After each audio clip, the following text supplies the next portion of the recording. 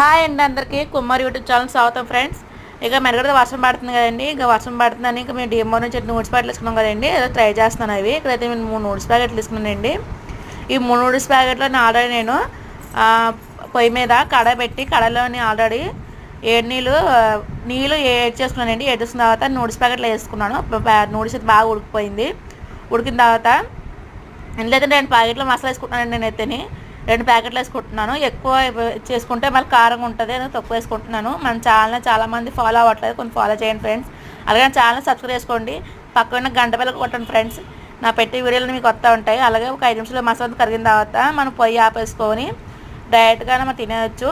చాలా బాగుంటుంది. వేడి చాలా బాగుంటుంది. వేడి మళ్ళీ చల్లారిపోతే మనకు గట్టిగా అయిపోతుంది. వేడిగా ఉన్నప్పుడు తినండి, చాలా బాగుంటుంది.